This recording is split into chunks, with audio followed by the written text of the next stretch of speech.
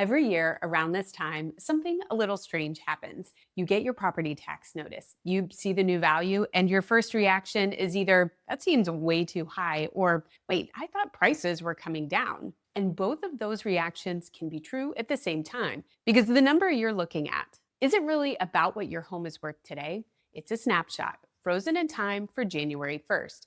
And to figure out that number, the appraisal district often looks backwards at what homes were selling for in 2025. And if you've been watching the market, you know prices have not been moving in one direction. Some neighborhoods softened, some held steady, some still pushed up a bit. And yet everyone gets a number. So the question isn't what's my home worth? It's is this number actually defensible? And more importantly, is it worth challenging? So in this video, I want to do three things. First, I want to walk you through what actually happened in the 2025 real estate market. And not just the high level, but how it played out across the different submarkets in Rockwall County. Then we'll talk through how the protest process works, what the appraisal district is looking for, and how to prepare if you're thinking about filing a protest. And finally, we will come back to the question, based on what the data is telling us right now, is it actually worth protesting your property taxes in 2026? But just a quick note before we go further. I am not a property tax professional or a licensed appraiser. I'm a realtor who's been through this process myself and has behind the scenes access to sales data. And I have spent a lot of time researching it so I can help explain it in a way that makes sense. I even interviewed the Rockwall County Chief Appraiser, Kevin Passons, and you can watch that interview for more details on the process. Everything I'm sharing here is based on that experience and research, but I cannot guarantee any specific outcome for your situation. And the information I'm providing may not be accurate, though I have done my best.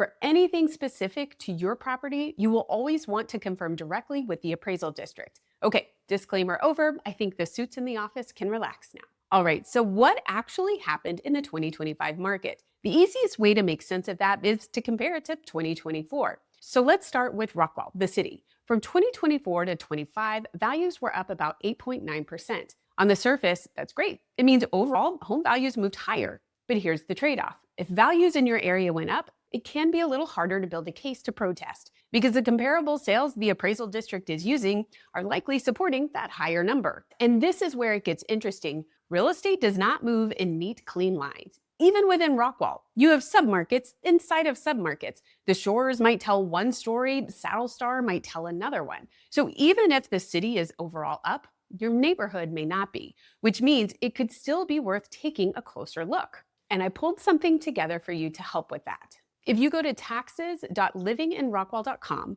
you can see the year-over-year price changes for 58 of the largest neighborhoods across Rockwall County. So instead of guessing, you can actually see what happened specifically where you live. And that includes not just Rockwall, but Fate, Royce City, McClendon Chisholm, and Heath. That's important because when we back out from the city level, you see a very different picture based on where you live. And also, Fate, that was down 6.6% year over year. McClendon Chisholm down 8.8%. Heath down about 1.1%. So now we're no longer talking about one market. We're talking about several, all moving in different directions at the same time.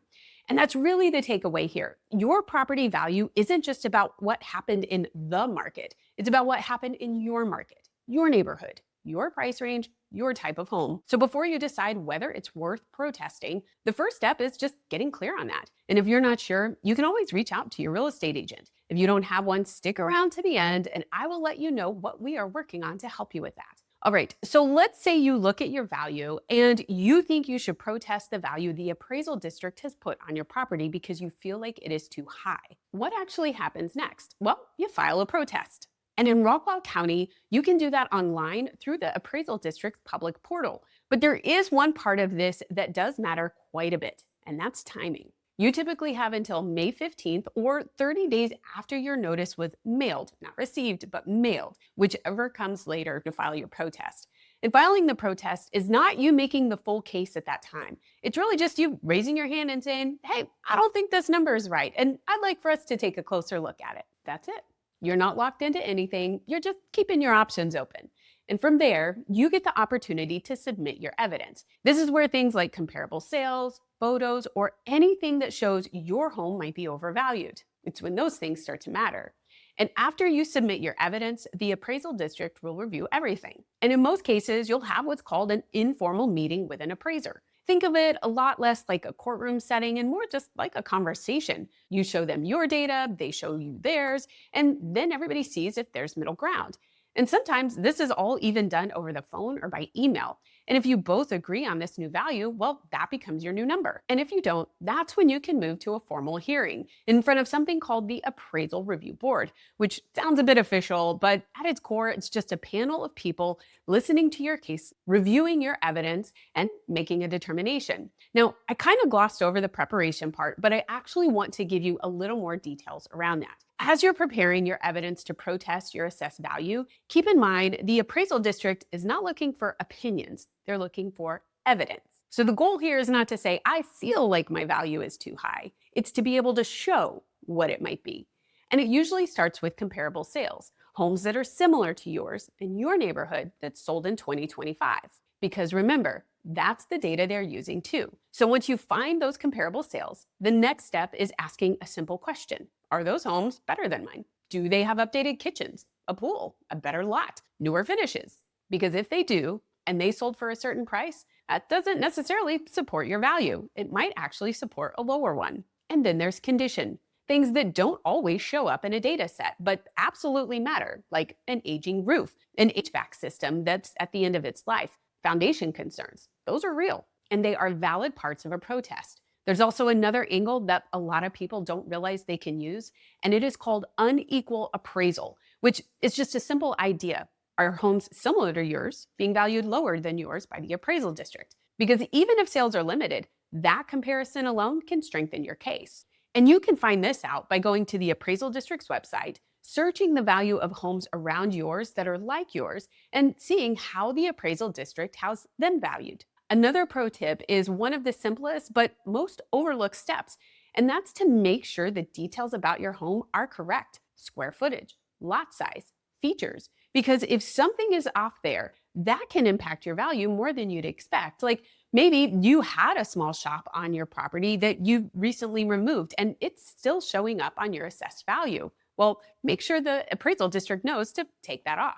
Okay, so to wrap it up, is it worth protesting your assessed value? Well, there's a very low risk and a potential for a very high upside. So you make the call. You are not penalized for asking the question. You're not locked into a hearing if you file a protest. You are simply giving yourself the opportunity to see if there's a gap between their number and reality. All right, so let's put some real numbers behind this. Because when we talk about protesting your value, it can feel a little abstract. So what does $10,000 on a reduction of value actually mean? Well, let's say you're sitting on a property with a 2.3% tax rate for every $100,000 in value. So if you reduce your assessed value by $10,000, you take $10,000, multiply it by 2.3%, and that comes out to about $230 a year in savings.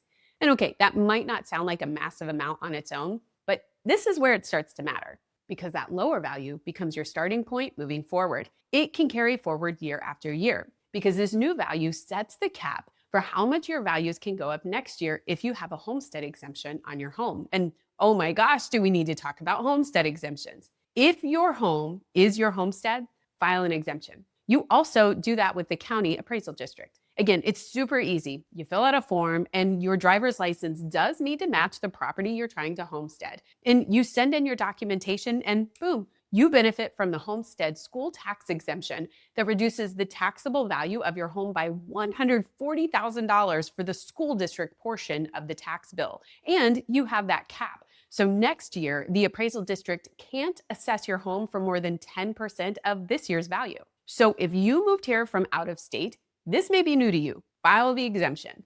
And if you're not sure if you have it or not, you should see homestead cap or homestead exemption amount on your 2026 notice of appraised value that county mailed you. And if you're still not sure, you can call the appraisal district and just ask. Also, if you bought your home in 2025 and what you bought it for is less than what the appraisal district just sent you for an assessed value, you can use your closing statement as evidence in your protest. And hey, by the way, the folks at the appraisal district are nice. They really are. So while you may be upset at the value you were given, Keep in mind that the person you're talking to did not single out your home and put some arbitrary number on it. There is a process they have to follow, and a lot of that is done by modeling and computers. But that is also why you get the option to protest, because computer models can be wrong. I have protested my value in Rockwall County and was very happy with the email process that I never even had to go in front of an appraisal review board. Okay, now earlier in this video, I mentioned I was working on something to help you with comps.